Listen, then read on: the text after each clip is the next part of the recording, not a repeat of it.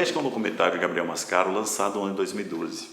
Nele nós vamos ver a representação de 7 personagens principais que trabalham como empregados domésticos, filmados pela ótica de 7 adolescentes que aqui representam seus patrões.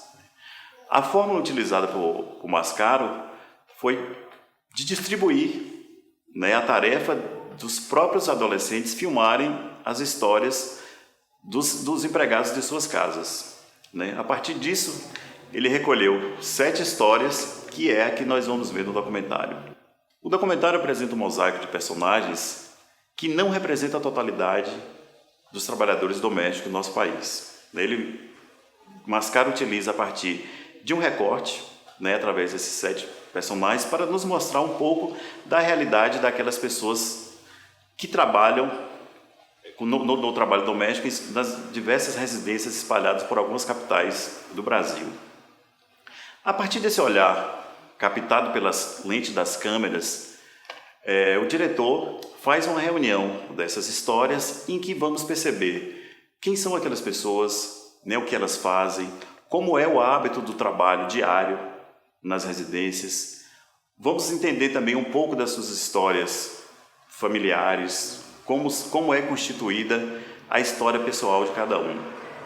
Através disso, a partir da direção de Mascaro, nós vamos tentar compreender um pouco de como se dá as relações sociais, as relações trabalhistas e principalmente as relações culturais em nosso país.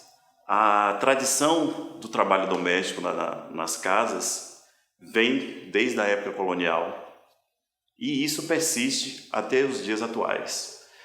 Se olharmos a partir da aprovação da PEC das domésticas, que ocorreu em 2013, com algumas atualizações em 2015, nós percebemos que houve uma pequena melhora no panorama dos trabalhadores domésticos. Alguns direitos foram conquistados. No documentário também vamos perceber de como se dá a relação de poder dentro das famílias. Como é um discurso de praxe, quando há esse tipo de trabalho, todos os patrões repetem a mesma frase. Ela é como uma pessoa da família, ela é tratada como uma pessoa da família, ela faz parte da família.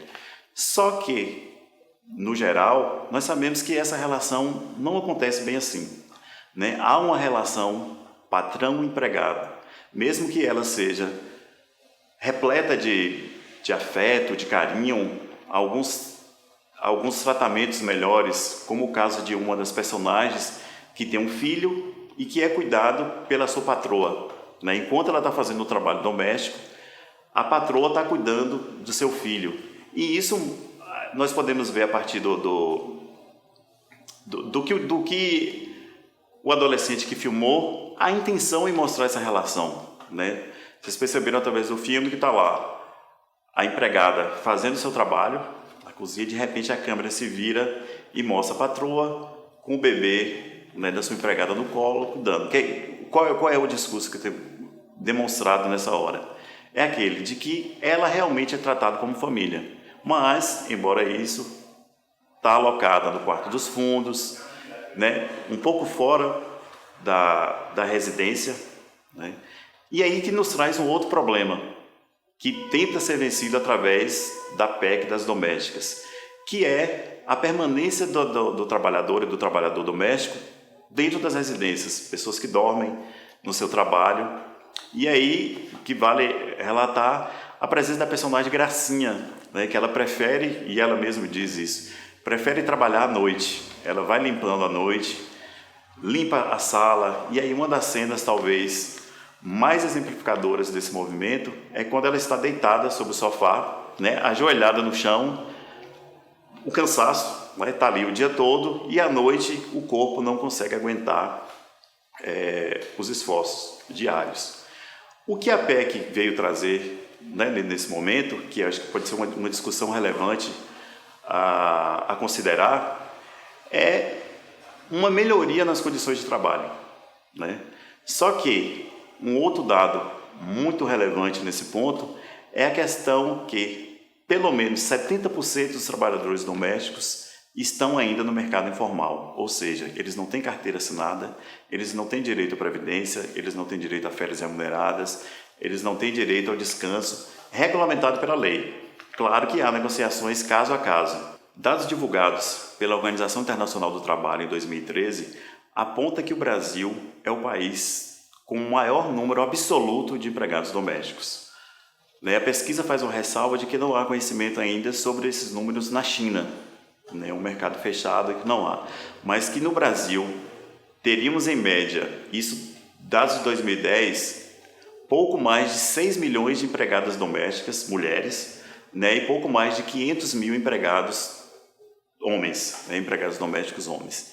O que mostra essa relação é que há uma outra pesquisa com dados de 2004 a 2014, divulgada pelo IPEA através de dados do Ministério do Trabalho e Previdência Social, que mostra que, do total de mulheres, a pesquisa ela foi feita exclusivamente por mulheres, desse total de mulheres que trabalham como empregadas domésticas, a média de escolaridade delas é em torno de 6 anos e meio. Mais de 70% ainda estão na informalidade. E aí o que demonstra também essa pesquisa é o grande prejuízo que tem as mulheres negras.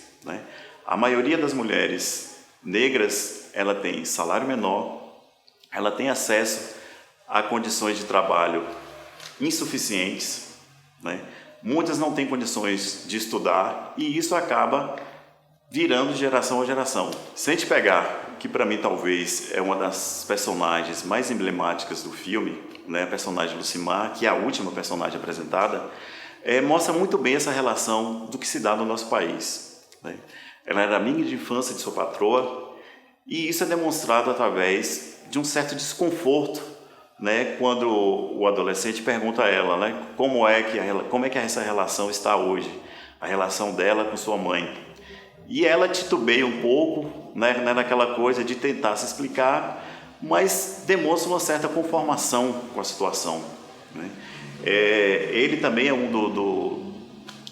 se pudermos considerar assim, dos co-diretores do filme, que demonstra uma certa insegurança ao fazer o trabalho. Ele, de alguma forma, fica meio inseguro, talvez porque nunca tivesse dado conta daquela real situação que estava acontecendo em sua própria casa. Ele é o que aparece no filme, pegando a autorização dela para poder fazer, e ela assina a autorização para poder aparecer no filme. E o comportamento dele diante das entrevistas é um comportamento meio que assume um certo cuidado maior, um certo rigor maior de como mostrar aquela relação. Um outro aspecto interessante também é da personagem Flávia, que cuida dos filhos e da casa de uma outra empregada doméstica, que tem que se ausentar de seu lar para cuidar de outros filhos, de sua patroa, mas que em sua residência exerce também o papel de patroa. Nessa relação entre patroa e empregada, a gente foge um pouco do discurso da dominação de classes.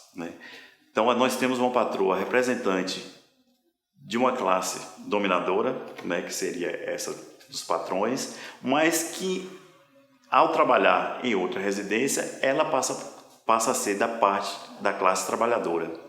E isso nos faz desmistificar uma série de preconceitos e conceitos que nos formamos através E isso nos faz desmistificar uma série de preconceitos e conceitos que nós vamos formando através de gerações, que vai tentar esmiuçar realmente como se dá essas relações entre empregados domésticos, entre suas famílias, entre as famílias aquelas prestam serviço. E aí fica aquela pergunta, mas qual seria a importância de um filme desse para nós? E aí, principalmente para vocês que vão fazer o vestibular. Uma das tentativas que o diretor faz, que Gabriel Mascaro faz nessa coisa, é justamente essa, de tentar ampliar o nosso olhar. Aqui as empregadas domésticas são apresentadas como personagens reais, elas são personificadas, elas deixam de aparecer lá escanteada, como a gente costuma ver em muitas novelas, em muitos filmes, e passam a ser protagonistas de sua própria história. Através desse olhar de Gabriel Mascaro, nós podemos entender um pouco dessas relações, essas forças que se dão no seio de nossa sociedade, né? Discutir esses assuntos, ver mais obras sobre esses assuntos, né? Nós temos na cinematografia brasileira recente o filme Casa Grande, o filme Que Horas Ela Volta, né? Que causou um alvoroço muito grande, né? No meio cinematográfico, mostra como essas mulheres, e aí no caso do personagem homem também, né? Que é um empregado doméstico, têm suas próprias histórias. Eles não estão ali só para prestar um serviço, só para cuidar da casa, para ser a babá, para lavar o carro, para levar os filhos à escola, para fazer a comida, né? Eles têm suas próprias histórias e que são protagonizadas no documentário. E aí, com essas histórias que são apresentadas no documentário, cabe a nós criar uma certa reflexão e um olhar em que podemos comparar o passado, o presente e que tipo de sociedade que nós queremos para o futuro.